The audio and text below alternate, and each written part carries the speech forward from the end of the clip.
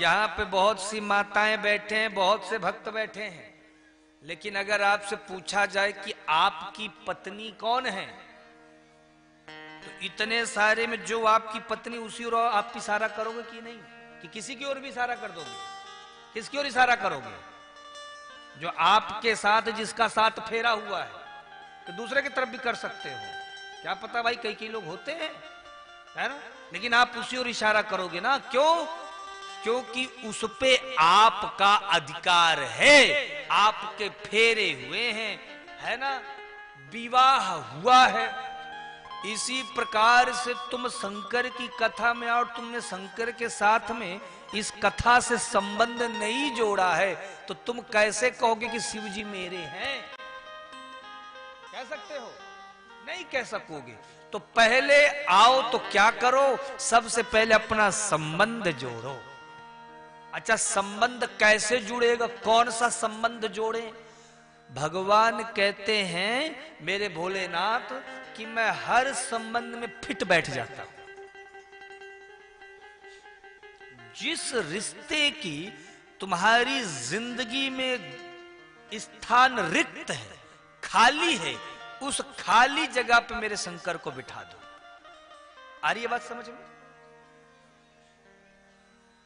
जब उस खाली जगह पर जो तुम्हारे जीवन में जिस संबंध की कमी है, उस संबंध पर मेरे शंकर को बिठा दोगे, तो मेरे भोलेनाथ उस रिश्ते को फिर निभाना शुरू कर देंगे। हाँ, क्यों? क्योंकि ये करुणावतार में है, ये करुणा के सागर हैं। भगवान कहते हैं तोहे मोहे नाते अनेक, मानिए जो एक है। हमारे भगवान के साथ बड़े संबंध हैं, लेकिन मानो कौन सा? जो एक हो।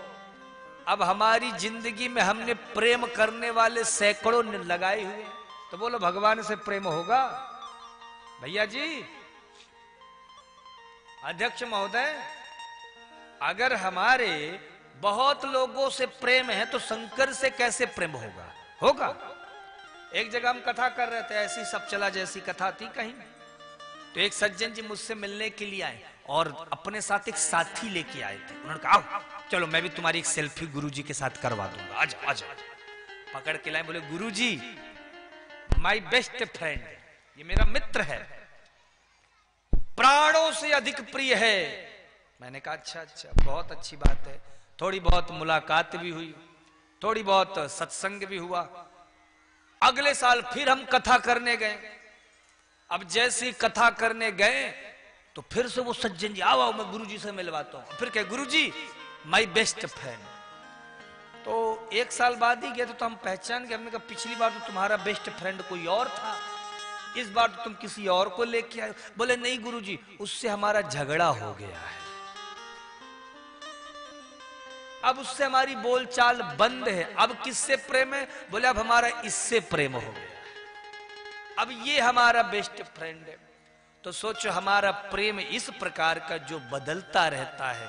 भगवान शंकर कहते हैं कि तुम जिस संबंध को भी मुझसे जोड़ना, उसको ईमानदारी से निभाना। तुमने निभाना शुरू कर दिया तो उस संबंध को पूरी करने की जिम्मेदारी फिर मेरी हो जाएगी। तो कथा कहती है भगवान श्री हरि ने अपना संबंध ठाकुर जी से, बाबा विश्वनाथ से जोड़ा, और यही कारण था कि ब्रह्मा जी का सिर कटा। लेकिन ब्रह्मा जी के पास एक बड़ी विशेषता है, इसीलिए वो ब्रह्मदेव हैं, त्रिदेवों में आते हैं। उन्होंने अपनी गलती मान ली, हम अपनी गलती मानते नहीं, तो उन्होंने मान करके हाथ जोड़कर स्तुति की, हे बाबा विश्वनाथ आपने मुझ पर बड़ी कृपा की। किस लिए? क्योंकि आपकी कृपा से ही मैं सत्य को जान पाया। ठीक किया। जो मुख भगवान को नीचा दिखाए, जो मुख हरि की या हर की निंदा करे, उस मुख को रहने का कोई अधिकार नहीं। हरि हर निंदा सुनाई जो कान, हरि हर निंदा हरि हर निंदा, हरि हर निंदा सुनाई जो काना, हरि हर निंदा सुनाई जो काना, हरि हर हो, हरि हर निंदा सुनाई जो काना, होई पाप घात समाना, होई पाप। जो हरि और हर की निंदा सुनता है उसको गौ हत्या के बराबर पाप लगता है।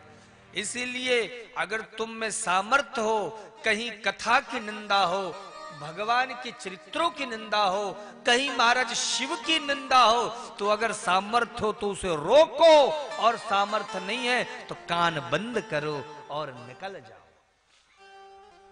ये शिव महापुराण की कथा कहती है। इसीलिए हरि हर निंदा सुनई जो काना, हरि और हरि की निंदा जो सुनता है उसका कल्याण नहीं है। तो ब्रह्मा जी ने कहा मुझसे अपराध हुआ, लेकिन मैं उसके लिए क्षमा याचना करता हूं। मैं हाथ जोड़ करके आपसे प्रार्थना करता हूं, और मैं जानता हूं बाबा विश्वनाथ कि आपके जैसा दयालु कोई नहीं है। एक बात बोलूं आपसे, बोलूं सरपंच महोदय, दुनिया में अगर कोई सबसे जल्दी प्रसन्न होने वाला देवता है तो वो मेरे भोलेनाथ है।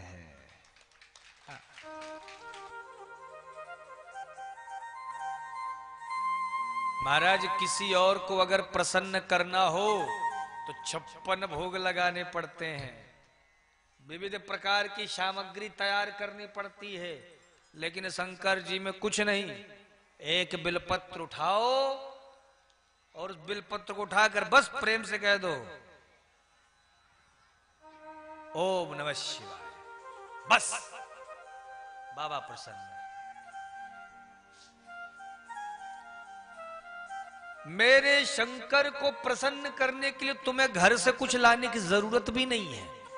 ये बताओ, मंदिर आते हो, यहाँ कितने ऐसे भक्त जो रोज बाबा विश्वनाथ के, बाबा शंकर के मंदिर में दर्शन करने आते हैं? हाथ ऊपर करके बताओ। आप लोग रोज आते हो? मैया कितने लोग हर सोमवार को आते हैं यहाँ पे ले लेते हैं? आपके इस मंदिर में बेलपत्र का वृक्ष लगा है? लगा है ना? हाँ, तो बेलपत्र भी तोड़ लिया, वो भी मंदिर का। लोटा भी मंदिर में मिल जाता है, जल भी मंदिर में मिल जाता है, बेलपत्र भी मंदिर में मिल जाता है, और भगवान शंकर में चढ़ाते हैं। और क्या कहते हैं? बाबा इस बार नई हवेली बननी चाहिए। और मेरा बाबा सोचता नहीं है कि दू की ना दो, बाबा सीधे मस्त हो जाता है। वाह, कुछ भी हो, इसने मुझे गंगा जल चढ़ाया है, जाओ एवं मस्त। बाबा प्रसन्न हो जाता है। कुछ नहीं है, ना जल है, ना लोटा है, ना बेलपत्र, तो सीधे हाथ ऊपर करके तो हार हार शंभो, भगवान उसमें भी प्रसन्न। और वो भी नहीं है तो कुछ ना करे महाराज, मंदिर आए कोई भगत, शंकर जी में चढ़कर घंटा ही उतार के ले जाए, बाबा उसमें भी प्रसन्न। कम से कम दुनिया वाले फूल चढ़ाते हैं, पत्ता चढ़ाते हैं, ये तो खुद अपने आप को ही हम पे चढ़ा दिया, जाओ तुम्हारा भी कल्याण। अब बताओ, इतना भोला भाला इस संसार में कोई दूसरा देवता होगा? सब चला गांव वालों है कोई? अड़ोस पड़ोस में कोई नजर आ रहा है आपको? लेकिन फिर भी ये मन कितना स्वार्थी है, कितना दुष्ट है कि फिर भी इससे भजन नहीं होता है, इससे सत्संग नहीं होता है, इससे कीर्तन नहीं होता है। इसीलिए हर परिस्थिति में नाम रस को गाते रहो, यही सबसे बड़ा महत्वपूर्ण कार्य है।